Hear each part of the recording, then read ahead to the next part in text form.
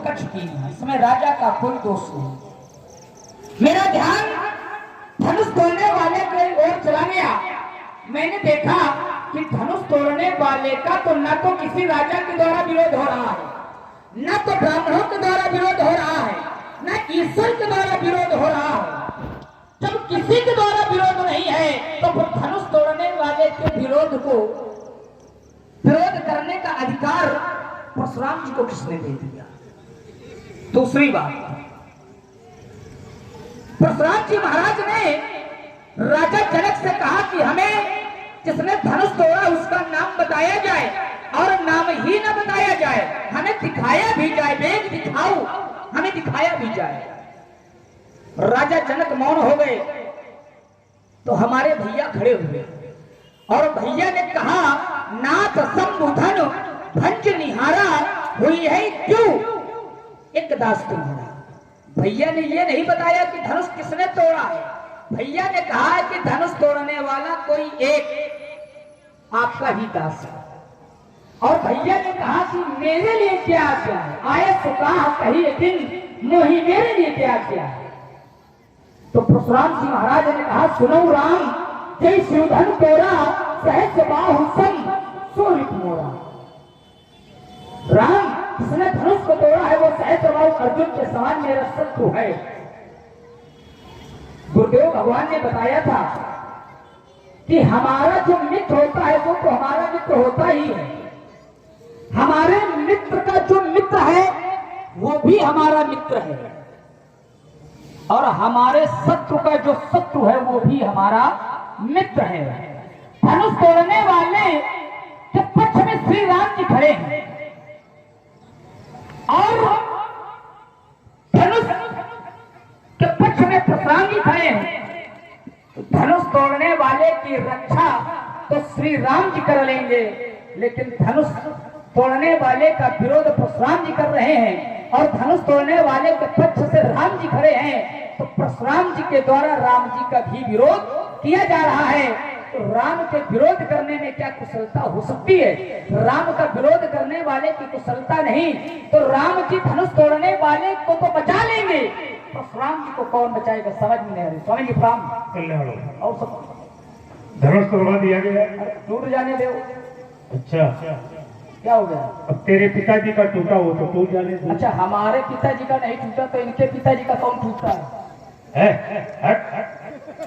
एक बात बता दें, यदि क्रोध का कारण धनुष का टूटना है, आज एक ही टूटा है। मैंने बाल्यावस्था में एक नहीं, दो नहीं, बहुत धन ही तोड़ी लड़काई, पर कबौना श्रेष्ठ तीन गोसाई। जब मैंने बाल्यावस्था में बहुत सी तोड़ी तब आपने ऐसा क्रोध नहीं किया।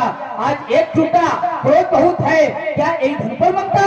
और यदि ममता है तो इसका हेतु क्या है, कारण क्या है, हम जानना चाहते हैं। पूछ बात। बैठी हुई समाज में लक्ष्मण वार्ता को बहुत ध्यानपूर्वक सुना है। लोगों ने चिंतन भी किया होगा कि लक्ष्मण जो बोल रहा है उसमें कहीं न कहीं सच्चाई होनी चाहिए। तुमने कहा कि परशुराम जी शत्रु मानते हैं धनुष तोड़ने वाले का, और धनुष तोड़ने वाले को परशुराम शत्रु मानता है।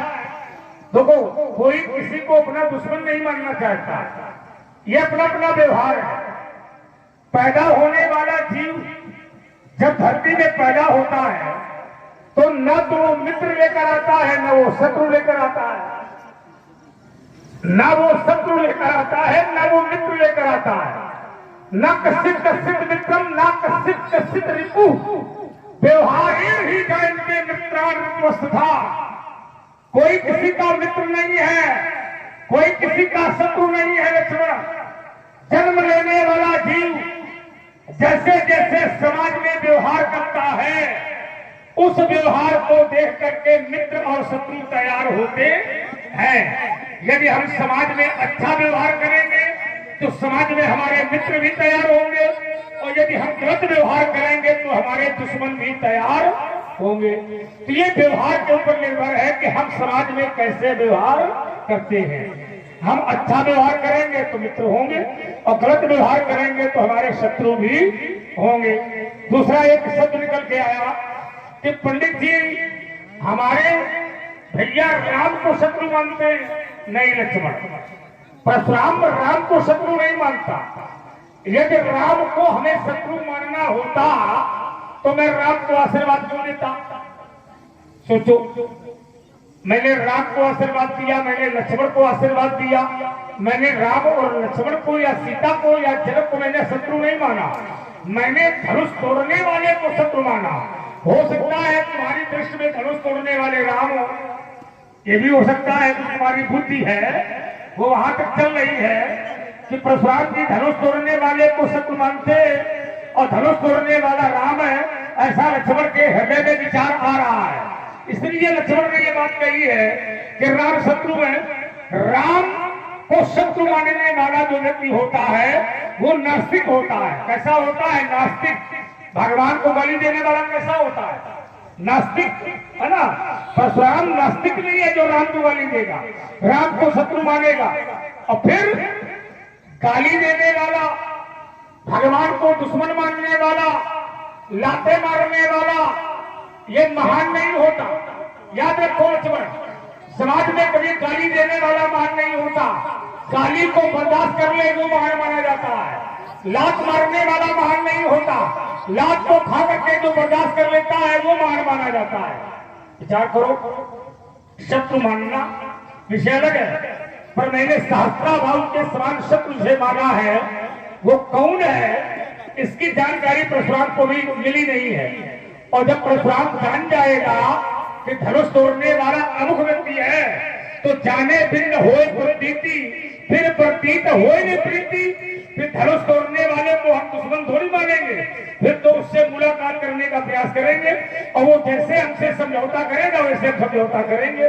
अब वो लड़ाई करना चाहे और चाहे वो हाथ मिला करके काम चलावे, तो ये तो विचारधारा तो धनुष तोड़ने वाले की है। ठीक। दूसरा एक बात तो तुम्हारा निकल गया यार, छोटा सा, उसको भी देख लेते हैं। तुमने कहा कि धनुष तोड़ने वाले ने अच्छा कार्य किया है।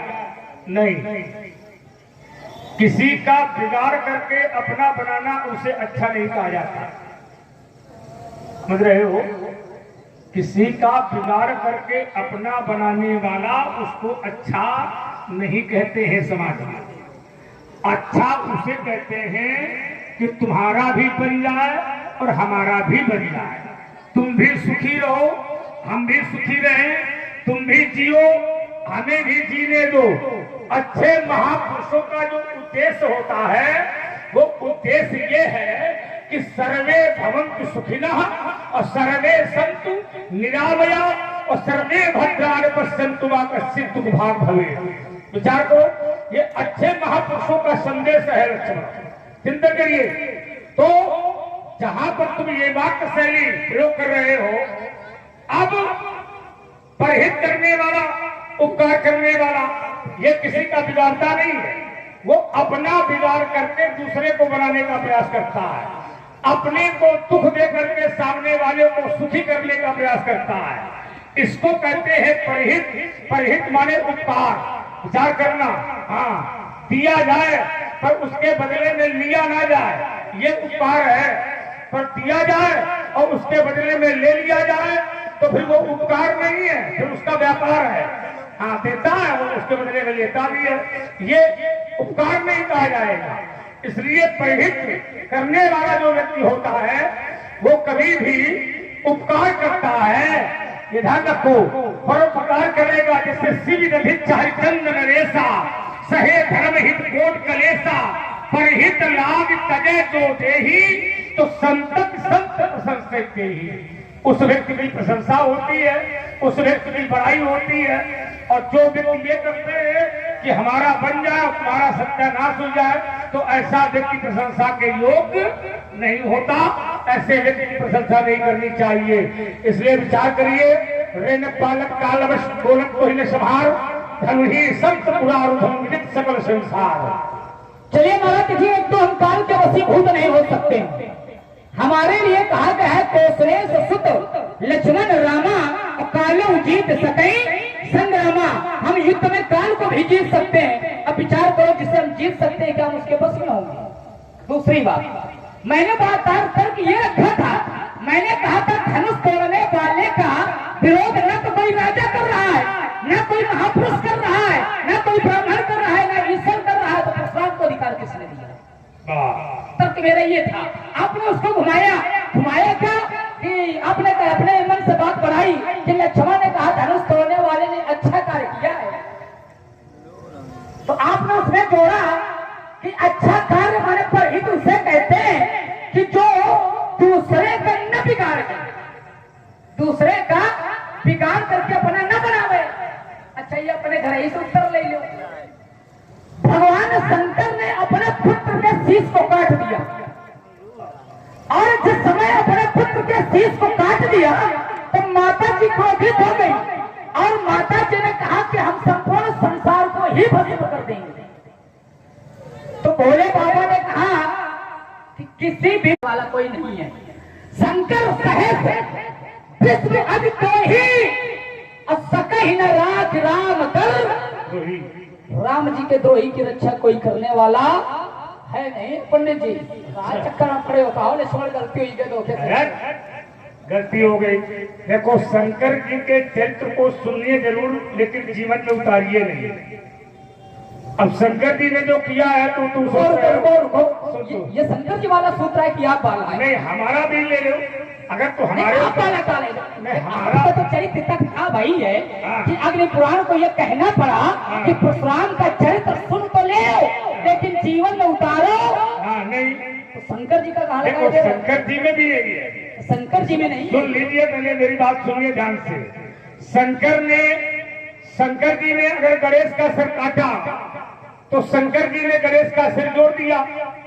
अब यही विधान तुम संसार के लोगों पर लागू करो। कौन सा पिता ऐसा है कि अपने पुत्र का सर काट करके जोड़ सकता है? हाँ बताओ। बस ये समझो उस बात को, ये शंकर जी करेंगे, ये तुम नहीं करोगे। शंकर जी सर काटेंगे, वो जोड़ लेंगे। हमने भी अपनी माता का सर काटा, अपने 4 बड़े भाइयों के सर काटे, तो उसमें वरदान है, उसमें आशीर्वाद है। हमने माता का सर काटा तो माता को हमने जिंदा कर लिया। 4 बड़े भाइयों को सर काटा, मार दिया, जिंदा कर लिया। मेरे पिताजी का सर काट के साथ के पुत्र लेकर चले गए, मैंने जिंदा कर दिया। मेरे बाबा मर गए, मैंने जिंदा कर लिया। और तू अपनी मातारी का मारो, जिंदा करके दिखाओ तो ऐसा होती है। ठीक है, ठीक बोलो। समझिए, कहना करना दोनों में अंतर है। आज की तरह तो कहना और करना दोनों में अंतर है। लक्ष्मण, जो शंकर जी करेंगे वो संसार का कोई पिता थोड़ी करेगा। ये चरित्र सुनने योग्य तो है, पर इसको जीवन में उतारने योग्य नहीं है। इसको कोई नहीं उतार सकता। तुमने कहा माता पार्वती ने क्रोध किया, और मैं कहता हूं कि एक पिता संसारिक कोई भी अपने पुत्र का सर काट दे और ये भला काली का रूप बन जाए, तुम जाने बनाओ, नहीं बन सकती। ये प्रयास भी करेंगे तो नहीं बन पाएंगे। अंतर यह है कि दुर्गा के काली के पग चिन्हों पर ये चल सकती हैं, पर ये दुर्गा नहीं बन सकती। अर्थात हम शंकर के पग चिन्हों पर चल सकते हैं, राम के पग चिन्हों पर चल सकते हैं, पर राम हम नहीं बन सकते। राम बनने का प्रयास मत करो, ब्रह्मा बनने का प्रयास मत करिए, शंकर बनने का प्रयास मत करिए, ध्यान रखो। और जो तुम हमारे ऊपर आरोप लगा रहे हैं उसको चिंतन करिए। अब एक बात तुमने कही कि पंडित जी का धनुष तोड़ने वाले का किसी ने विरोध किया? हाँ, धनुष तोड़ने वाले का भी विरोध हुआ, और जिसने प्रण किया है धनुष में राजा जनक, उसका भी विरोध किया। उसके लिए 4 उदाहरण तुम्हें दिए देता हूं, मुफ्त में इसको लिए जाओ, है ना। धनुष तोड़ने वाले का विरोध मिथिला के संतों ने, साधुओं ने किया, और ये साधु कह रहे थे बिन भंजऊ भव धनुष विशाला मेली सीय राम उर्मा। बात समझो, ये किसने कहा? साधुओं ने। बिन भंजऊ माने बिना तोड़े, और सीता जिसे जयमाल पहना देगी वही उसका पति मान लिया जाएगा, क्योंकि ये स्वयंवर है, और स्वयंवर का अर्थ होता है कन्या अपने वर का चुनाव स्वयं करती है। ये पढ़े लिखे लोगों के लिए है, ठीक है। तो अब यहां तक सीता भी विरोध कर रही है, सीता की सखियां भी विरोध कर रही है। सीता की सखियां तो कह रही है कि सखी परंतु पुनराव न तजई, सखी परंतु पुनराव न तजई, और विधि बस हठ अविवेक ही भजई। अर्थात एरी सखी, ये राजा जनक फिर नहीं छोड़ रहा, ये जबरदस्ती शंकर के धनुष को तोड़वा रहा है, इसकी बुद्धि खराब हो गई है, ये राज हठ नहीं छोड़ रहा। और हठ कितने होते हैं? 3, राज हठ, स्त्रिया हठ और बाल हठ। समझ रहे हो? तो राजा ने हठ पूर्वक ये कार्य किया, और सीता भी कहती है आहा तात दारुण हठ ठानी। चौपाई देखो कह रही है आहा तात दारुण हठ ठानी, और समुझत नहीं कछु लाभ न हानि। मेरे पिता ने जो प्रण किया है, ये हानि और लाभ को समझ नहीं रहे। विचार करना। और सीता को विशाल कष्ट है, नख सिख देख अमुख कै शोभा, तो सुमन पिता पन मन अति क्षोभा। क्षोभा माने कष्ट। सीता को कष्ट है। और सीता को कष्ट क्यों है? क्योंकि सीता को माता का वरदान मिल गया, आशीर्वाद मिल गया है। माता पार्वती ने सीता को आशीर्वाद दे दिया है, सुन सी सत्य आशीष हमारी, पूजी मन कामना तुम्हारी, नारद बचन सदा सुख साचा, सोबर मिली जाहि मन राजा। वरदान पार्वती का है, मन जाहि राजो मिली सोवर, सहज सुंदर सावरो, करुणा निधान सुजान शील स्नेह जानत रामरो। तो लक्ष्मण ये निश्चय है कि तोड़ने वाले के प्रति और जिसने प्रण किया है राजा जनक, उनका दोनों का विरोध यहाँ पर हो रहा है। ध्यान रखो, ये कह रहे हैं और कहने वाले कह रहे हैं और न कहने वाले नहीं कह रहे हैं। तो विचार करिए, चिंतन करिए, और चिंतन करना भी चाहिए। फिर नई बात लाओ, चलिए महाराज, फिर करेंगे। देखिए बात हम कहाँ की कर रहे हैं, उत्तर कहाँ का आ रहा है? कहाँ की कर रहे हैं? हमने कहा था कि धनुष तोड़ने वाले का क्या किसी ने विरोध किया? उत्तर किसका कर रहे हैं? बोले धनुष तोड़वाने का विरोध हो रहा था, वो भी नहीं हो रहा है। आपने कहा था लक्ष्मण हम तुमको मुफ्त में दे रहे हैं, हम तुमको ब्याज सहित वापस किए दे रहे हैं। जैसे ऐसे आप कह रहे हो यहाँ विरोध हो रहा था न महाराज? यहाँ लोग कह रहे थे नर नारी न सुर सुकृत समारे, जो कछ पूर्ण प्रभाव हमारे, तो शिवधन मृणाल की नाई, और तोरई अमुख गणेश। यहाँ तो लोग अपने सुकृत लगा रहे हैं कि हमने यदि कोई भी जीवन में अच्छा कर्म किया हो तो उसका फल यह मिल जाए कि धनुष टूट जाए। अच्छा, विरोध कहाँ है? भाई जब नर नारी सभी सुकृत लगा रहे हो, ये कह रहे हैं कि धनुष टूट जाए, तो विरोध कहाँ है? विरोध ये नहीं था। विरोध ये था कि जिस समय धनुष तोड़ने वाला धनुष तोड़ने के लिए चला, तो वहां के लोगों ने देखा, क्योंकि लोगों ने उसे देखा था कुछ समय पहले पुष्प वाटिका में, तो जिस समय पुष्प तोड़ रहा था, तो पुष्प तोड़ने से ही श्रम बिंदु आ गए थे। तो उन सबको ये लगा कि जो पुष्प तोड़ रहा हो श्रम बिंदु आ जाए तो क्या ये धनुष तोड़ पाएगा? कहाँ धनु पुलिसऊ चाहे कठोरा, और कहाँ श्यामल मृदुका किशोरा। एक बात का उत्तर। दूसरी बात, आपने कहा जो भगवान शंकर करेंगे वो लोग नहीं कर सकते। हमने अपनी माता जी को मार दिया और फिर जीवित कर दिया। बोले तुम लक्ष्मण मार दो, तुम जिंदा कर दो। हमारे यहाँ हमारी माता ऐसा कुछ करती ही नहीं है कि लड़कन का मारन पड़े। अच्छा, हमारे यहाँ माता तो माता रहेगी, माता को भी ये हमारे संस्कार में नहीं है। माता को मारना मैंने 9 माह गर्भ में रखा। अच्छा, अपना दुग्ध पान कराया, वही का निपटा दी। धन्य क्या बढ़िया तुमने करके दिया। भगवान शंकर जो कर रहे हैं, जैसे भगवान शंकर के द्वारा मृत संजीवनी विद्या का निर्माण है। मृत संजीवनी विद्या भगवान शंकर की है, और वही विद्या इनके पिताजी के पास थी। तो इन्होंने माता के शीश को काटा और पिताजी प्रसन्न हो गए, बोले बेटा प्रसाद वरदान मांग लो। बोले हमारी माता जैसी थी वैसी हो जाए। उन्होंने जीवित कर दिया। भोले बाबा ने कहा है संजीवनी विद्या से अपने पुत्र को जीवित नहीं कर दिया। विद्या का प्रयोग करते, मेरा विरोध ये थोड़ी है कि अपने पुत्र को जीवित ना करते, मेरा विरोध ये है कि दूसरे के पुत्र को मार करके जीवित न करते। वो तो सामर्थ्यवान है, कुछ भी कर सकते हैं। साधारण मनुष्य यदि ये करे तो नहीं ठीक है। यहाँ भी राजा जनक ने कोई अनुचित थोड़ी किया है।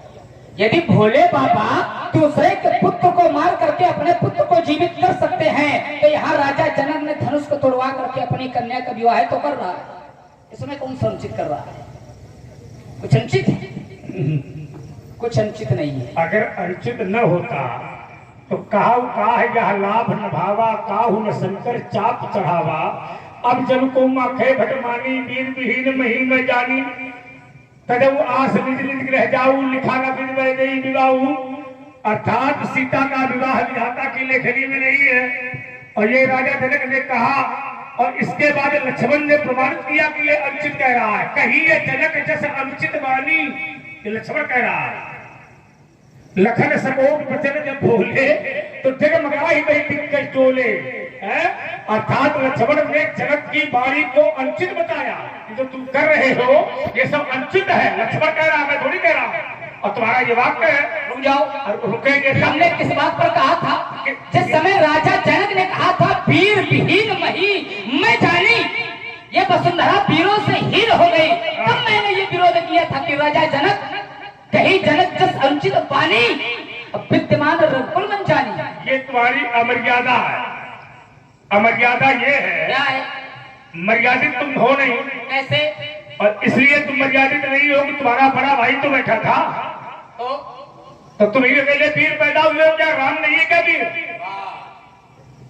अरे भाई, पहले जब दो बड़े बैठे हों तो छोटों को नहीं बोलना चाहिए। अच्छा, यही अपने में लगा लो, यही अपने में लगा लो। जब तुम्हारे पापा यहाँ उपस्थित है, कौन सा बाबा? विश्वामित्र जी, जब आपके पापा यहाँ उपस्थित है तो नाती को बोलने की क्या जरूरत है? बस यही संबंध तुम्हारा गड़बड़ हो रहा है। अगर हमारे सगे बाबा यहाँ बैठे होते। अच्छा, अब सगे, अब समझिए सगा संबंध तो वो किसका है पहले समझिए। संत का कोई न सगा होता है न कोई पराया होता तो है। फिर कहा है कि बाबा, फिर कहा है कि बाबा बाबा इसलिए कि संत आप भी है और संत वो भी है। परशुराम संत नहीं है। क्या? परशुराम को किसी शास्त्र ने आज तक संत कहा ही नहीं है। अच्छा, अगर परशुराम संत अच्छा, होता। शांत भेष क्या है? शांत भेष, ये बढ़िया तुम्हारा विचार है। तो शांत का अर्थ जो है संत से नहीं होता। काहे से होगा? हाँ, ये बता रहे, शांत भेष करनी कठिन। परशुराम का जो भेष है वो शांत है, लेकिन करनी बड़ी कठिन है। तो वर्ण में जाए स्वरूप, परशुराम के स्वरूप का वर्ण नहीं हो सकता। क्यों नहीं हो सकता? क्योंकि देखत भगवती भेष कराला, उठे सकल भय रुकल गुआला है। ध्यान करके देख महीप सकल सब जाने, बाज झपट जल लवा लुकाने, हरु हरु देख विकल पुरनारी, सब मिल दे मही परगारी। अर्थात ये परशुराम का निज जीवन है।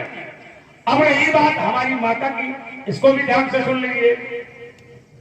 संसार की कोई माता ऐसी नहीं है धरती में जो परशुराम को पैदा कर सके। और ईमानदारी से तुम लोग बताओ, हर पिता चाहता है कि राम जैसा लड़का पैदा हो, और धोखे में स्वप्न में भी उसके मुंह से नहीं निकलता है कि परशुराम पैदा हो जाए। इतना खराब है? अरे खराब नहीं है, बात खराब भी नहीं है। हर माता ये चाहती है कि सुनो पुत्र राम जैसा हो। सुनिए, अगर परशुराम जैसा हो तो होता नहीं है। नहीं, पहले सुन लो। परशुराम कोई मरने वाली वस्तु नहीं है। तुम लोग तो मर सकते हो, परशुराम तो मरना ही नहीं है। जो पैदा होता है वो मरता है। मरता वो है जो पैदा होता है, जो जन्म लेता है वो मरता है। जो जन्मत सो मृत विषय की। परशुराम का ना तो जन्म है और ना मृत्यु है। तुम पहले भी आए थे, तुम्हारी माता बन के आई थी धरती, समझो तुम्हारी माता बन के आई थी धरती। ये सतयुग में आया था, अब त्रेता चल रहा है। समझना जरा, जिस कालखंड में परशुराम अभी खड़ा है उस कालखंड के पहले था सतयुग। सतयुग में लक्ष्मण पैदा हुआ था, इसकी माता धरती बन के आई थी परिधा। विचार करना, ये राजकुमार पहले भी बन के आया था, ये परशुराम को पहले भी मिला था। समझो, ये मर गया, इसकी महतारी मर गई, और इसके बाद ये चले गए। त्रेता में ये फिर पैदा हुए, इसकी माता बनी सुमित्रा, ये बन के आया लखन, इसका भाई बन के आया शत्रुघ्न, इसका बड़ा भाई बन के आया राम, इसका बड़ा भाई बन के आया भरत, समझना। और ये फिर मर जाएंगे, और ये फिर सब चले जाएंगे, तिवारा ये फिर आएंगे द्वापर में। समझो, तुम चाहे जितनी अम्मा बदलो, चाहे जितने बप्पा, लेकिन हम तुमको यही मिलेंगे। बात समझो। कुछ लोग हैं ऐसे हैं, अश्वस्थामा बलिर्व्यासो हनुमान विभीषणा, जो चिरंजीव हैं, इनको मरना नहीं है। अश्वस्थामा बलिर्व्यासो हनुमान विभीषणा कृपाचार परशुरामस्या सत्य चिरंजीव, ये सब दीर्घायु इतनी लंबी है, चिरंजीव है, ना ये मर सकते और ना ये जन्म ले सकते हैं। इनके हाथ में जन्म मरण लिखा ही नहीं है। मरता तो जीव है, जो भूमि पर भाठावर पानी जल जीव ही माया निपटानी। मैं और मोर तोड़ता माया ये है, जे बस की ने जीव निकाया। संसार में जो जन्म लेता है, संसारिक माताओं के गर्भ से जन्म लेने वाला, वो मरता है। और परशुराम का तो अवतार है, वो तो सभी जानते हो। जय बलिदान सासु मारा सोई अवतारे हरेंद्र महारा है। और फिर भी तो हमसे ये प्रश्न कर रहे हो। हमने ये कहा था कि संसार की हर माता चाहती है कि राम जैसा बेटा पैदा हो, लेकिन परशुराम जैसा बेटा नहीं होना चाहिए। क्यों नहीं? क्योंकि संसार की माता का वह गर्भ ही नहीं बना है जो परशुराम को पैदा कर सके। परशुराम या भगवान को पैदा करने के लिए हिरण्यगर्भ होना चाहिए। हिरण्यगर्भ जिसको बोलते हैं हिरण्यगर्भ शमवर्तताग्रे भूतस्य जातः पतिरेक आसीत्। जिस गर्भ से भगवान का अवतार होता है उसको हिरण्यगर्भ बोलते हैं। और जो धरती को फाड़ करके आता है, खंभे को फाड़ कर आता है, उसे भूगर्भ बोलते हैं। और जिन ये गर्भ से पैदा होता है वो कृष्णा गर्भ कहते हैं। तो जन्म लेने वाले ये मर सकते हैं, परशुराम किसे मर जाएगा। अब रही बात माता की, तो परशुराम का तो स्वाभाविक गुण है सफाई अभियान, तो हमने घर ही से चलाना शुरू किया। लोग पड़ोसी के ऊपर उंगली उठाते हैं, लेकिन मैंने ऐसा नहीं किया। मैंने अपने घर से ही सफाई अभियान शुरू किया। जब से मैंने फरसा उठाया तो सबसे पहले मैंने अपने मौसिया को निपटाया। समझो ये भी नई बात है। हाँ, हमको अपनी मौसी की याद नहीं आई। समझो, मौसिया माने शास्त्राभाव। तो 1000 हाथ थे उसके, तो अत्याचार करता था, पाप करता था। तो हमने सोचा, पिताजी तो सोच रहे थे कि ये साधु का संबंध है, हटाओ। लेकिन एक दिन जानकारी हमको मिली कि मौसियों का भी अत्याचार कर रहे हैं। तो हमने कहा लाओ व्यवस्था बनावे इनकी। हम तो धोखा पड़ गया। एक दिन आश्रम में आ गए पिताजी के यहाँ, भैयाई गाय को मांगा, नहीं दिया तो छीन ले गए। तो गाय वाला मामला। अब गाय माने धर्म का रूप है। अब गाय के साथ अत्याचार मौसिया करे चाहे माता जी करे। अब गाय की रक्षा के लिए तो परशुराम मौसिया को निपटाएंगे। तो गाय बन गई माध्यम और मौसिया को हमने निपटा दिया। विचार करना। अब इसी तरह माता जी ने गलती की। माता जी ने समय से जल नहीं लेके दिया पिताजी को। विचार करना। यज्ञ करने के लिए पिताजी हमारे बैठे, पिताजी ने जल मंगाया गंगा नदी में। बाद में लौट के आई, सूर्य अस्त हो गया। मेरे पिता ने कहा परशुराम, माता भाई यज्ञ के लिए जल लेकर नहीं आई, यज्ञ मेरा पूर्ण नहीं हुआ, सबसे बड़ा पाप हो गया। तो मैंने कहा होना क्या चाहिए। तो मेरे पिताजी ने कहा कि अपनी माता का सर काट दो। तो मैंने फरसा उठाया, काट दिया। मेरे पिताजी ने कहा कि 4 भाइयों के काट दो, मैंने काट दिया। समझो, यही है परशुराम पितुआ ज्ञान राखी। मैं आज्ञा का पालन करता हूं। जहां पूजा की बात आएगी वहां पहले परशुराम माता की पूजा करता है, लेकिन जहां आदेश की बात आएगी तो पिता का आदेश पहले और माता का आदेश बाद में। तो मैंने इसीलिए ये कार्य किया। लक्ष्मण ध्यान रखो। तो हमने सफाई अभियान जो चलाया था ये इसीलिए चलाया था। इसलिए परशुराम के जीवन काल में परशुराम ने अनीत का साथ नहीं दिया, नीत का दिया। गलत किया तत्काल व्यवस्था ले। अब ये नहीं है कि तुमने अपराध किया फिर 2-4 दिन बाद तुमको क्षमा करेंगे, नहीं। अगर कान से अपराध किया है तो कान काट दूंगा, हाथ से अपराध किया है तो हाथ काट दूंगा। और जहां जो व्यवस्था बनाओगे वही मैंने किया। मैंने बड़े बड़े टिल्लों को छाटा और बड़े बड़े गड्ढों को मैंने पाटा, समझो। और बड़े बड़े धनवानों को मैं छाट देता था, गरीबों में मैं बांट देता था। ये मेरा अभियान चल रहा था। हाँ, मैंने असम को सम बनाने का पूरा प्रयास किया बेटे। तो हमारे चक्कर में न पड़ो, अच्छे लड़के हो। और रही बात तुम्हारी, तो लक्ष्मण माने कुछ नहीं। लक्ष्मण माने क्या होता? लक्ष्मण माने कुछ नहीं। लक्ष्मण माने बेकार, राम माने सब कुछ। ईमानदारी से बताओ, सो के उठते हो किसका नाम लेते हो? राम। शाम को सोते हो किसका लेते हो? राम। मंदिर में जाते हो किसका लेते हो? लक्ष्मण का कभी लिया तुमने? ये किसी काम का नहीं। हाँ, लक्ष्मण माने कुछ नहीं, ये स्वयं राम के पीछे पीछे लगा है। ये राम के पीछे पीछे जब से ये पैदा हुआ है, इसने अपनी महतारी के पैर कभी नहीं छुए। मैं तुमको बता रहा हूँ, गुप्त वार्ता है, इसको ध्यान में रखना। और रामायण घर में पढ़ना तो फिर हमको बताना। इस जब से ये पैदा हुआ तो कभी इसने अपनी माता के पैर नहीं छुए। जब से ये पैदा हुआ इसने अपने पिताजी के पैर नहीं छुए। समझो जरा, ये कितना भाग्यशाली है, यही से अनुमान लगा लो हैं। और ये जब से पैदा हुआ ये अपनी माता के पीछे पीछे नहीं घूमता था, ये राम के पाछे पाछे चलता था। 12 हित पति जानी और लक्ष्मण राम चरण व्रत मानी। माताओं के सामने बड़ी तेज चिल्ला के कहता था, मैं अरे गुरु बात न जानो का हूँ। मैं गुरु जी को नहीं जानता, मैं माता जी को नहीं जानता, मैं पिताजी को नहीं जानता, मैं सिर्फ राम को जानता हूँ। माता रामो मत पिता रामचंद्रा, स्वामी रामो मत सखा रामचंद्रा। मेरा भाई राम, मेरा सखा राम, मेरी माता राम, मेरे पिताजी राम है। तो ये बताओ, जो अपनी महतारी का नहीं बोलो हमारा कैसे होगा? ये पीछे पीछे घूमता रहता है। इसलिए हमने कहा लक्ष्मण माने कुछ नहीं। लक्ष्मण के पास ना तो अपना बल है, ना अपना प्रताप है, ना अपना यश है, ना अपना वैभव है, कुछ नहीं है। लक्ष्मण को मेरे शब्द में देखा जाए तो लक्ष्मण माने भिखारी। हाँ, ये परशुराम का शब्द तो इसलिए लागू हो रहा है कि अपने भैया से कह रहा था कि जो तुम्हारे अनुशासन पाऊं कंदू के ऊपर मान उठाऊं, काचे घटी जिम डारो बोरी। भैया आदेश करो तो तोरव छत्रक दंड जिम तो प्रताप बोलना। अपना बल दे दो, अपना प्रताप दे दो। ऐसे मांग रहा था राम से जैसे इसने उधार राम को दे दिया है। तोरव छत्रक दंड जिम तो प्रताप बोलना है। इसलिए ये शिक्षा और ये दीक्षा देना बंद कर दो। और नहीं, हमको चाहिए भिक्षा।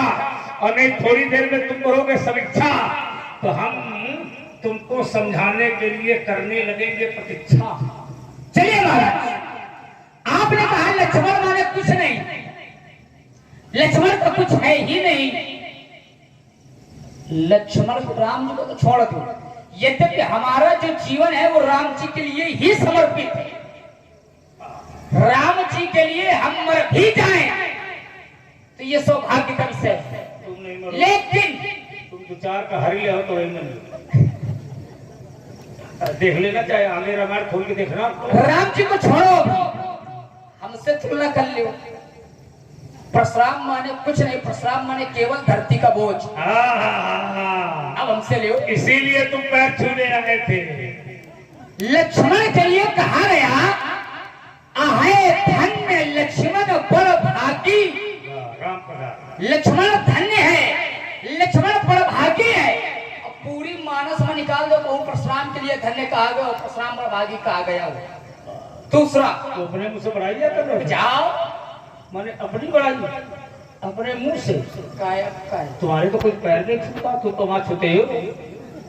चक्कर में ना रहो, चक्कर में कह रहा हूँ। तो विश्वामित्र जी ने कहा था। किसने? विश्वामित्र ने कहा नहीं कि छुओ, सीधा पकड़ी करकर भेज दिया। हाँ, वो जान गए कि तुम्हारा माथा और हो सकता है उनके कुछ रिश्तेदार हो। किसके? स्वयं और क्या वो स्वयं जानते हैं। जब छुआया था तब छुआया, यही चक्कर में ना रहना। हाँ। अब आइए जरा, आपने कहा लक्ष्मण का कोई फल नहीं है। नहीं है। लक्ष्मण के पास बल तो है, लेकिन लक्ष्मण स्वतंत्र नहीं है। ये बस में लक्ष्मण राम के अधीन है। अब परशुराम के तो आगे नाथ न पीछे। भाषा शैली ठीक कर, भाषा में सबता है, सबता है। घबराओ नहीं, घबराओ नहीं, कुछ करेंगे नहीं। हाँ। मैंने क्रोध किया तो लखन सकोप वचन जो बोले तो डगमगानी मही दिग्गज बोले। हमारे क्रोध करने में ये पृथ्वी कांपने लगी। परशुराम जी ने क्रोध किया, पृथ्वी के बाद छोड़ दो, हमें तखत तक नहीं कांप दिखाई दे रहा है, हमारे पर सत्ता कर रहे हो। ये बात पता, छोटी सी बात है, धरती का डोलना ये शुभ है कि अशुभ है? अशुभ। बहुत सुंदर, ऐसे उत्तर दिया करो। सोच समझ के नहीं, सोच समझ के नहीं, लोग समझदार हैं। धरती का कांपना, धरती का कांपना और धरती का डोलना ये अशुभ संकेत है। जैसे रावण चलता है तो रावण के चलने में धरती डोलती है, चलत दशानन डोलत अवनी, समझो। तो रावण क्या है, शुभ है कि अशुभ है? समझो। तो जब रावण के चलने से धरती डोलती है और तेरे बोलने से धरती डोलती है, तो रावण भी अशुभ और तू भी अशुभ। इसका उत्तर ले लो। हमारे बोलने से तो मात्र केवल पृथ्वी कांपी है। अब भोले बाबा ने क्रोध किया था तो तीनों लोग कंपे थे। हमारे भोले बाबा भी अशुभ ना। अब सुन लेना, ऐसा बोलते हैं। सुन लीजिए, भोले बाबा अगर क्रोध करते हैं तो उसमें विनाश नहीं है। जैसे पिताजी पुत्र में क्रोध करें तो पुत्र के ऊपर यदि पिता क्रोध करता है तो उसमें भविष्य का निर्माण छुपा है।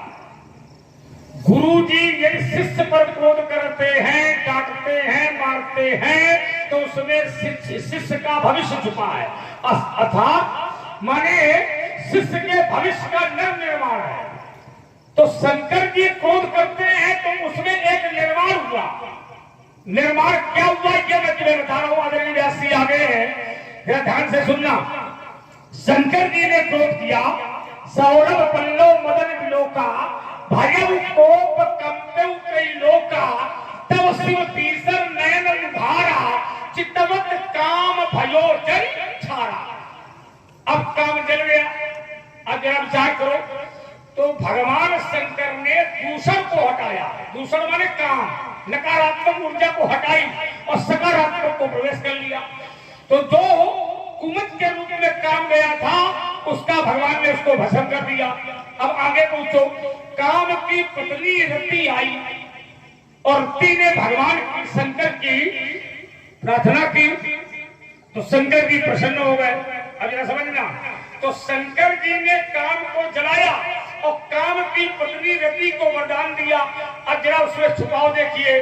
जब यदुवंश कृष्ण अवतारा, व्यासी आने वाले समय में जब यदुवंश में कृष्ण अवतार होगा तो रति कृष्ण तनय हुई है खुद तोरा। अब जरा समझो, भगवान का लड़का बनने में ज्यादा बल यहाँ है तो भाई कि मरने में। बात बिगड़ गई है। कृष्ण तनय हुई है खुद तोरा, अर्थात उस काम में नव निर्माण है। आपने पहले शब्द लगाया कि शंकर जी का जो क्रोध है वो विनाशक नहीं है। शंकर जी सृष्टि के संहार करते हैं, पहला शब्द वो यही है। कैसे? अब देखिए, आपने कहा शंकर जी का जो क्रोध है वो संहारक नहीं है। शंकर जी ने क्रोध किया, कामदेव जला कि बच गया? नहीं, संहारक कैसे हो सकता? जाओ, शंकर जी ने क्रोध किया तो कामदेव जला कि बच गया? संहार हुआ कि नहीं हुआ? शंकर जी ने कहा कि समझ धोखे से निकल गया। संहार किया किसका? ये कहा कामदेव। किसका? कामदेव चल करके भस्म हो। अच्छा, आपने कहा कि काम अनुचित है। क्या काम सब जगह अनुचित है? अगर काम नहीं होगा तो मोक्ष भी तो नहीं मिलेगा। जैसे धर्म, अर्थ, फिर काम, फिर मोक्ष। कहा घुमा रहा है, कह रहा है अर्थ धर्म काम मोक्ष। क्या है ये? यहाँ अच्छा, ये है क्या? ये है क्या? ये बता रहा हूँ, ये मैं पूरे बताऊंगा, इसको ध्यान से सुनिए।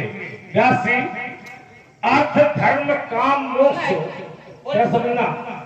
इनके चक्कर में पड़ो। हाँ देखिए रुद्र बात नहीं, जो कि स्वागत मंत्री है कभी है ना, मनोरथ माने इच्छा, मैं पाना चाहता हूं। अब वहां कामना से इसका अर्थ है, विचार करना। और जहां कामना है वहां काम नहीं है। काम कई प्रकार से होता है। लीजिए वैसी मैं एक अदाली तुम्हारे घर में पढ़ रहा हूं, वहां भी काम है लेकिन कामना से उसका अर्थ है। ऐसा नहीं है कि अर्थ अलग अलग लगाया जाता है और शास्त्र में लगा रहा है। क्या है वैसी? संगीय ऋषि वशिष्ठ बुलावा और पुत्र काम शुभ यज्ञ करावा। पुत्र काम शुभ यज्ञ माने पुत्र काम यज्ञ, पुत्र की कामना का यज्ञ, पुत्र काम यज्ञ। अर्थात यहाँ कामना से है। और कामना क्या है? एक बार भूपति मन माही अभय ज्ञान मोरे सुत नाही। वशिष्ठ ने कहा धारहु धीर होई है सुत चारी। धीरे धरो, तुमने जो कामना लगाई है इस कामना में ही 4 पुत्र होंगे। और वही 4 हुए। कश्यप अधिक महातप कीन्हा, तिनका मैं पूरब पर दीन्हा। तेज दशरथ कौशल्या रूपा, कौशलपुरी प्रगट नर भूपा। तिनके गृह अवतरी हो जाई, रघुकुल तिलक सुचारी। तो अर्थात यहाँ कामना से है ना। इसलिए जाओ अपना काम करो, नहीं भूल नहीं जाओ। मगर उछलो फाल दो समय बेटे, जब उठाऊंगा धनुष बाण करते समय लगाऊंगा और हाथ में कुठार ये शीश तुम्हारा काटूंगा, बनाऊंगा मुंडों की माला, शंकर को जा पहनाऊंगा।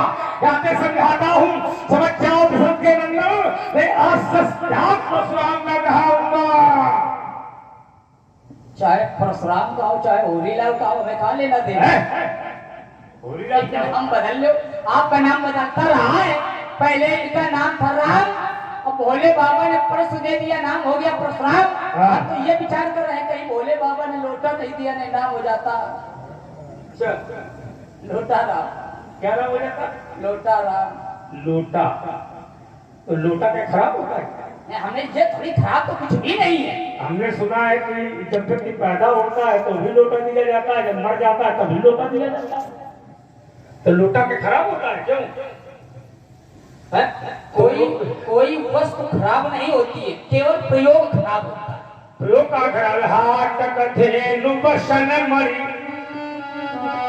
अगर 5 बर्तन है तो क्या लोटा नहीं होगा? अरे भाई ब्राह्मणों को दान दोगे तो मंगलकारी है।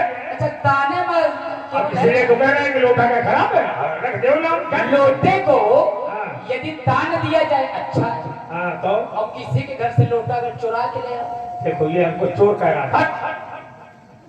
इसलिए महाराज जाओ, आपके बस का नहीं है। जाओ किसी मंदिर में घंटी घंटा बजाओ, प्रसाद बांटो, ठाकुरों चक्कर न पड़ो। क्या बजावे? घंटी और घंटा और घंटे बजा सकत। देखो तो एक शिक्षा थी। क्या? ब्राह्मण का कर्म ही यही है। लड़का पैदा हो तो ब्राह्मण, सो लेना लोगों को अच्छा लगेगा। लड़का पैदा हो तो ब्राह्मण, नामकरण कराओ तो ब्राह्मण, जात कर्म कराओ तो ब्राह्मण, जनेऊ कराओ तो ब्राह्मण, विवाह कराओ तो ब्राह्मण, मर जाओ तो ब्राह्मण, मरघट में जाओ तो ब्राह्मण। तेरे ही करो, पिंडा तारो और 12 साल के वर्षी न करवा दे तो मरने के बाद पीछा न छोड़े। ये कर्म है। और जो कर्म होता है वो उस कर्म में कभी उंगली नहीं लगाई जाती। आप ध्यान रखो, ये कर्म है। ब्राह्मण बने रहे तो ठीक है। नहीं, ब्राह्मण बने रहते हैं। ब्राह्मण के अधीन मंत्र है, मंत्र के अधीन देवता है। और जिस ब्राह्मण के अधीन मंत्र है वो ब्राह्मण है। उसको ब्राह्मण कहने में क्या परेशानी है? अब वो चाहे श्रापे, चाहे मारे, चाहे काटे, फिर भी पूजनीय है। आप ब्राह्मण हो? कौन? आप हम तुम्हें ब्राह्मण लग नहीं रहे क्या? ना, तो नहीं लग रहे हैं तो ये तुम्हारी आंखों का दोष है। हमारी आंखों का दोष नहीं। काहे नहीं? अच्छा, ब्राह्मण के हाथ में भी क्या अस्त्र शस्त्र होता है? ये तो एक योद्धा के हाथ में होता है। अच्छा, हाँ? तुम्हारी पहुंच तो ठीक है। देखो, ब्राह्मण का अर्थ होता है मुख, और भुजा का अर्थ होता है छत्री, पेट का अर्थ होता है वैश्य। तो ये सब ना बताओ, ये भगवान के विराट स्वरूप का वर्णन है। ब्राह्मणो असमुख सेदवा हो, ये सब ना बताओ। ये तो जब तुम जानते हो कि ब्राह्मणों ये को आपका नहीं है। रायदासी और परशुराम के मुख में ही वेद है। मुखेत सकलम शास्त्रम, परशुराम का जो मुख है वो वेद और शास्त्र और पुराणों से विकसित नहीं है, भ्रमित नहीं है। ये शास्त्र और पुराण पाए जाते हैं परशुराम के मुख में। इसलिए सत्य निष्ठा नाम वाला नाम चौकार काम। परशुराम बाल ब्रह्मचारी है, पर शास्त्र और पुराण का बखान करने वाला भी है। परशुराम तो इदम ब्राह्मण इदम छात्र, अयम ब्राह्मण अयम छात्र। अब ठीक आया। छात्र माने छत्री भी हूँ और ब्राह्मण माने ब्राह्मण भी हूँ। आप तो केवल मैं ब्राह्मण नहीं। जब मैं मंत्र बोलता हूँ तो ब्राह्मण विचार करना, और जब फरसा चलाता हूँ तो मैं छत्री, जब स्वाहा स्वाहा करूंगा तो ब्राह्मण, और जब उठा करके काट करके वेदी में चढ़ाऊंगा तो मैं छत्री। तो हम तो दो वाले हैं, हम तो एक वाले। अच्छा, माँ तो एक का होता है कि दो का होता है? हाँ, देखिए, दो का। रिंको ऑटोमोबाइल, रिंको ऑटोमोबाइल 32 दुकान 1 लाख, उनकी ओर से 25 मुद्राएं भगवान परशुराम जी के श्री चरणों में, 25 मुद्राएं भगवान लक्ष्मण जी के श्री चरणों में प्रदान हुई है। धीरज दीक्षित श्री सिद्ध विनायक गणेश सेवा समिति 1 लाख उसके सदस्य हैं। उनकी ओर से 21 मुद्राएं भगवान परशुराम जी के चरणों में, 21 मुद्राएं। सिय राम मैं सब जग जानी, करहूं प्रणाम जोर जुग पानी। ये सारा संसार सिय राम है। सीता राम की है कि देखने वाले की है? देखने वाले की नहीं, सिय राम मैं सब जग जानी और करो प्रणाम जोर जुग पानी। तो यहाँ सीताराम की नहीं, जो कर रहा है, जो मान रहा है, एक उसकी विशेषता है। किसकी एक? जो ये कह रहा है सिय राम में सब जग जानी, वो दो के लिए ही आता है। कहा दो के लिए आता है? ले देखो तो ले दासी, दूसरा तुम ले। महिला निधई हो नर भेसा। आज समझिए, किसके लिए? वो दो के लिए यहाँ चला। किसके लिए? एक नारद बचन संतमय करी हो, परम शक्ति समेत अवतरी हो। क्यों? एक ये हुआ विशेष रूप में, और एक कश्यप अधिक महातप मीना, तिलका मैं पूरब बर दीना।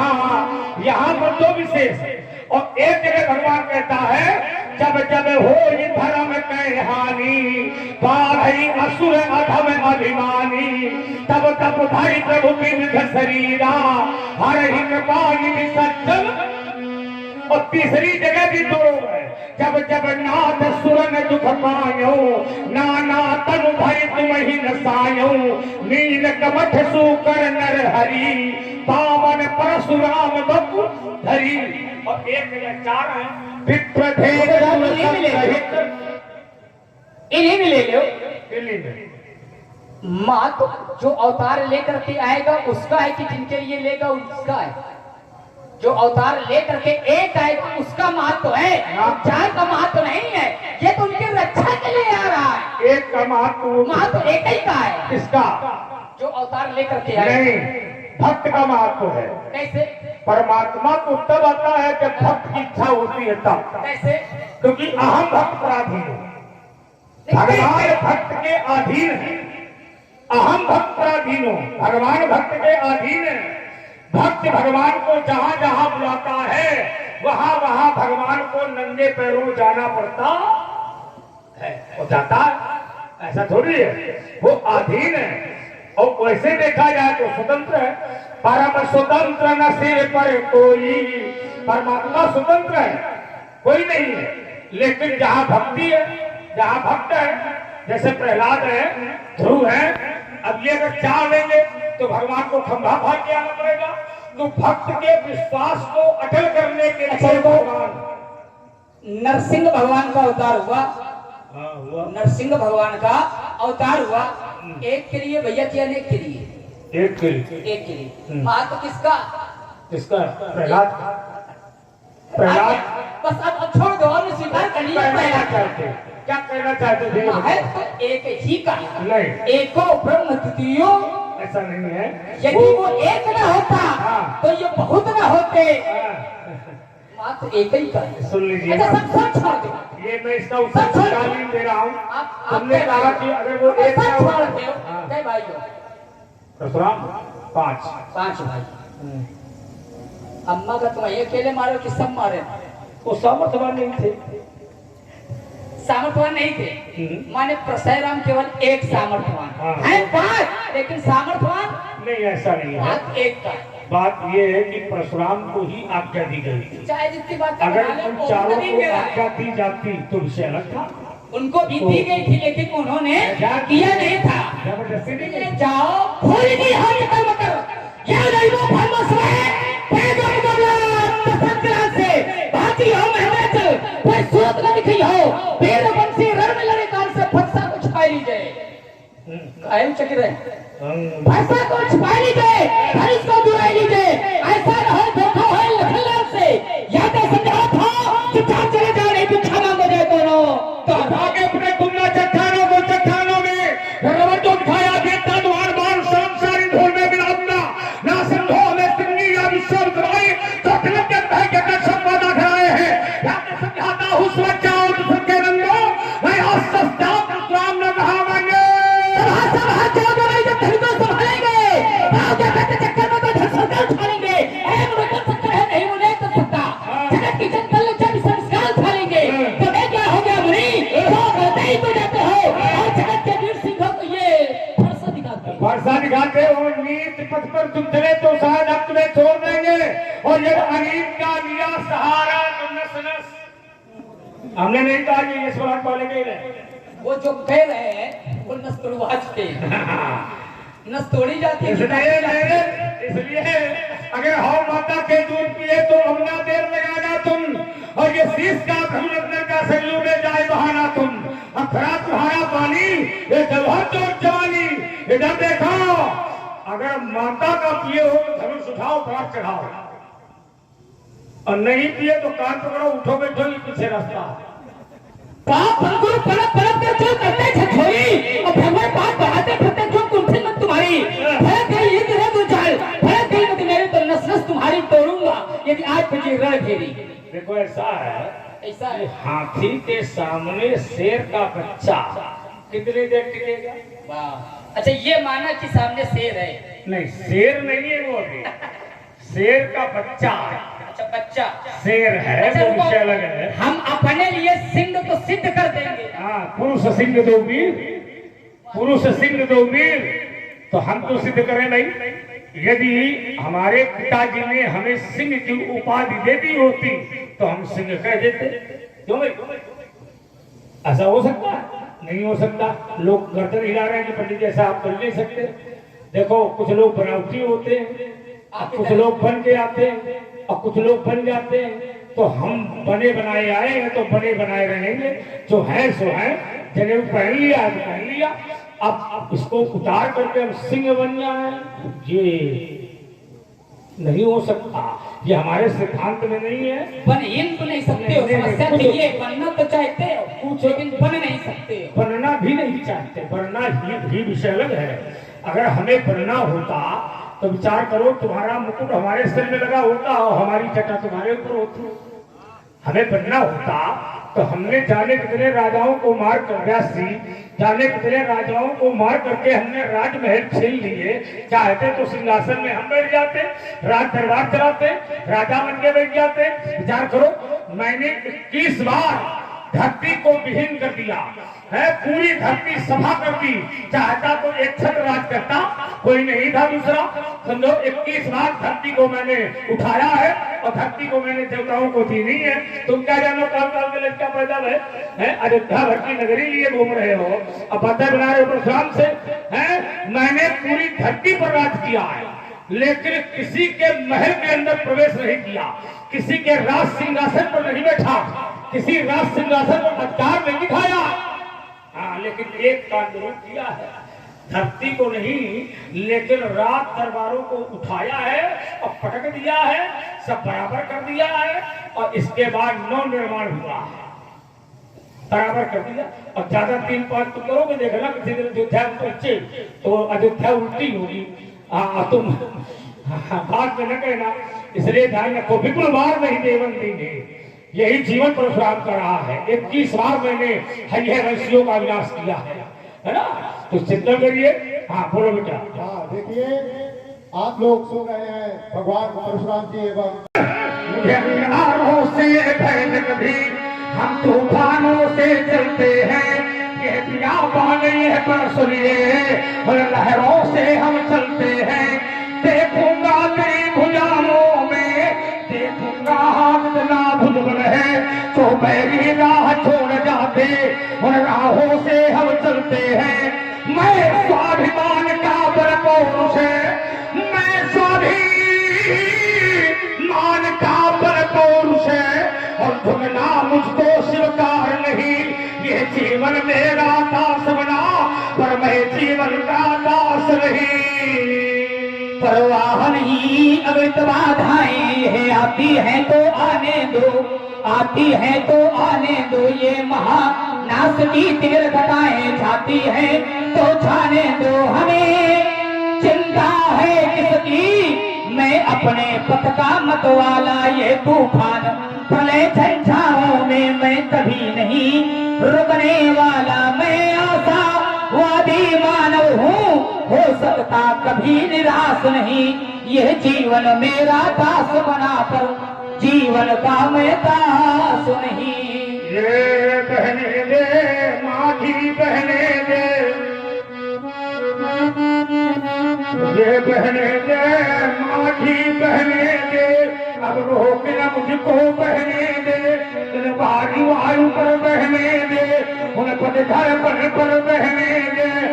ये माना था दुर्गम सागर, यह माना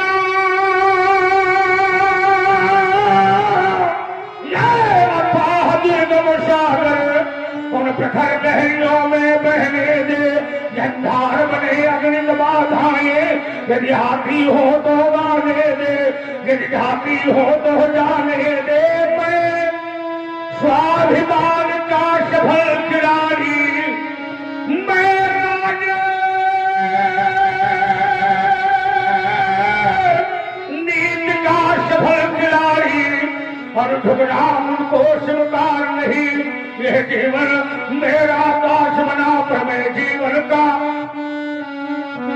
मैं कठिन पंथ का पथ गलना करता, नित झंझा बातों से करता, नित झंझा बातों से। यह प्राकृतिक प्रकोप ना डरा सके हमको अपने आघातों से, हमको अपने आघातों से। मैं जहाज से पथ पर नहीं देखा हमने, आदि अंत नहीं देखा हमने, आदि अंत। वर्षा ग्रीष्म ऋतु शरद शिशिर हेमंत और बीता बसंत। सुख में न राग, दुख में न द्वेष, हो गया पृथक जगन्नाथों से, हो गया पृथक जगन्नाथों से।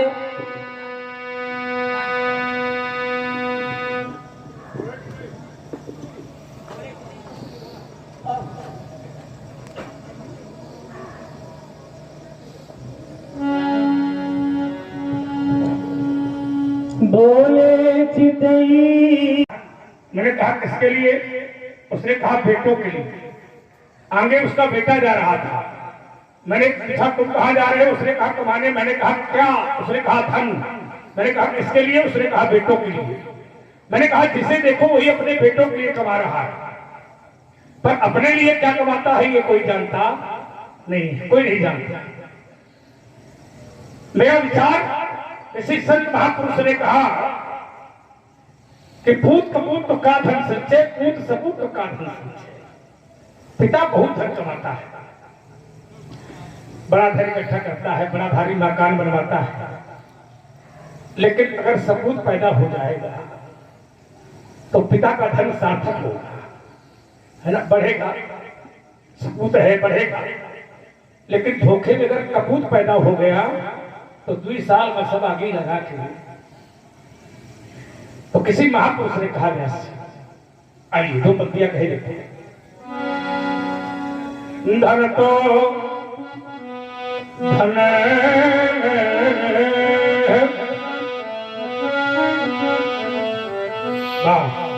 धन तो धरा के बीच में,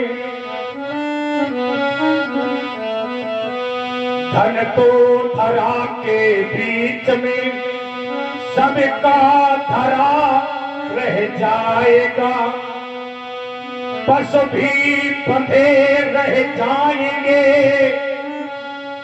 जब अंत का दिन आएगा। नारी लगे प्यारी तुम्हारी,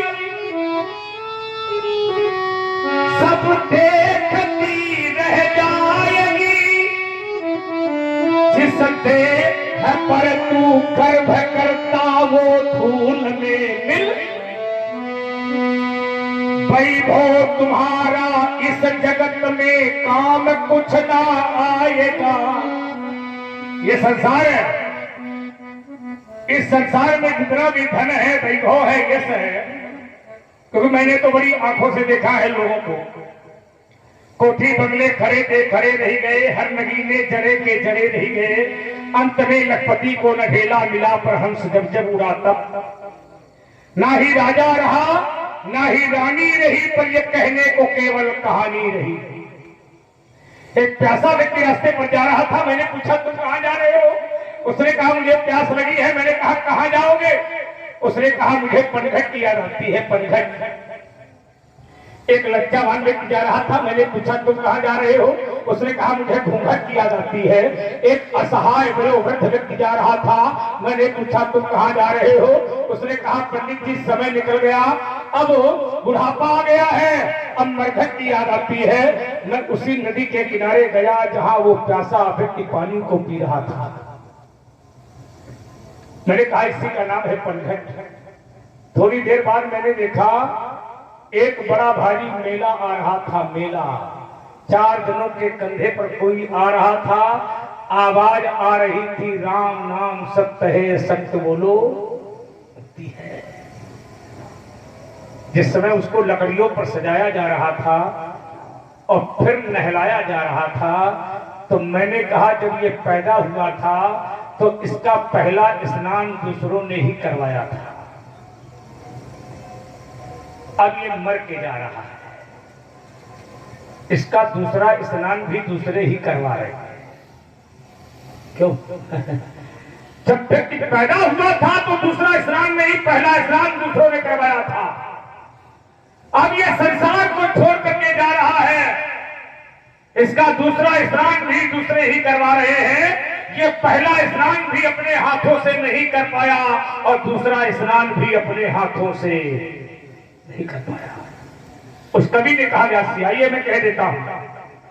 हाँ देखिए, आप है भैया बब्बे दी हट्टी, बब्बे दी हट्टी। उसको शुद्ध करो, करो जरा इसको। बब्बे दी हट्टी, ये इसका अर्थ हमें दीजिए जरा। अब ये तो वही बता पाएंगे, रेस्टोरेंट के मालिक है हमारी कमेटी के। बहुत सुंदर। इसका अर्थ जरूर हमें मिलना चाहिए अभी से लेकर वहां तक।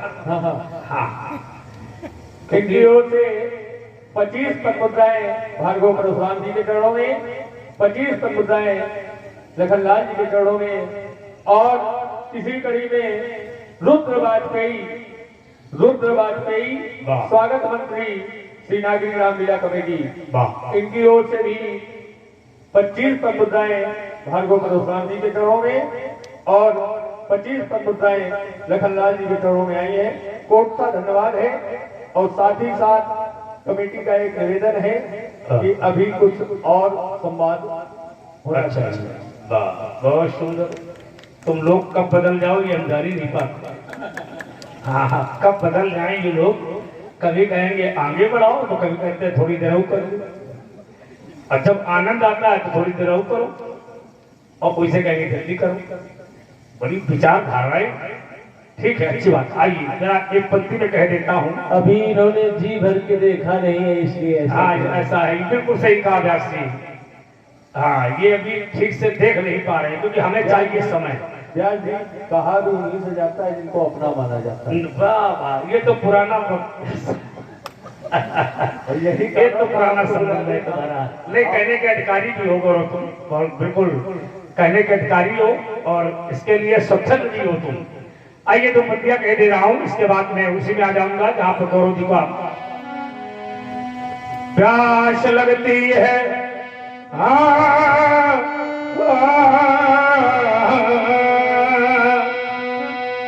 यही है स्वतालय मात्रा घाट। प्यास लगती है तो पन घट की याद आती है, जब लाज लगती है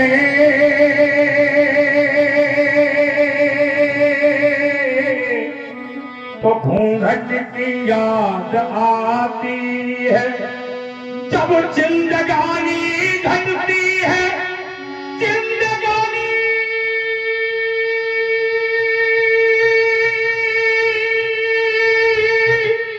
घटती है तो मरघट की याद आती है, जब अपने ही बिछुड़ते हैं तो घट घट की याद आती है। अब समय बदल रहा है, धने बढ़ा वैभव बढ़ा, सुलभा जो बने थे सब शिकारी बन गए, अब मंदिरों को लूटने वाले सब पुजारी बन गए। धन बढ़ा वैभव बढ़ा, अपने ही अपने हो गए, पर धन घटा वैभव घटा, अपने पराये हो गए। व्यासी, एक व्यक्ति रो रहा था, मैंने पूछा क्यों रोते हो? उसने कहा चला गया। मैंने कहा कौन चला गया? उसने कहा गोरा गोरा था, मोटा मोटा, बड़ी बड़ी दाढ़ी थी, बड़ी बड़ी मुच्छें थी, पंडित जी चला गया। मैंने कहा जिसे तुमने कभी देखा नहीं था उसके लिए तुम क्यों रोते हो? जिसे तुमने जीवन भर देखा है, जिसके साथ रहते हो, खाते हो, पीते हो, सोते हो, वो तुम्हारे सामने लेटा है, फिर भी तुम रोते हो। लेकिन जिसे तुमने कभी नहीं देखा उसका नाम है आत्मा, ना जन्म लेती है, ना मरती है, ना जलाई जा सकती है, ना बहाली जा सकती है, फिर भी उसके लिए रोते हो और कहते हो वो चला गया। जिसको तुमने जीवन भर देखा है वो छोड़ कर नहीं जाता, वो सामने लेटा है, पर अंतर ये है कि वो बोलता नहीं है। उसने बोलना बंद कर दिया। और ये संसार का नियम है कि जब तक तुम बोलते हो तुम्हारे अपने ही कहेंगे अंदर आओ, लेकिन जिस दिन प्यारे तुम बोलना बंद कर दोगे वो अपना व्यक्ति कहेगा जितनी जल्दी हो उतनी जल्दी बाहर खाओ। हाँ ध्यान रखो, ये बोलने का जो समय है ये तब तक है। क्या राशि वो कवि की कल्पना है, वो कहता है कि अब चाहे जितना रो पाओ, अब चाहे जितने अश्रु बहाओ, पर इस दुनिया के मेले में, पर इस दुनिया के मेले में वह बिछुड़ा मीत नहीं मिलता है। एक बार कोई साथी बिछुड़ जाता है तो दोबारा मिलता नहीं है। इस दुनिया के मेले में, ये माया का मेला है और लगा है, लोग मेला देख रहे हैं। यह सब माया कर परिवार, ये सारा संसार माया का परिवार है। इस मेले को सभी लोग देख रहे हैं और मेला को तुम देखते हो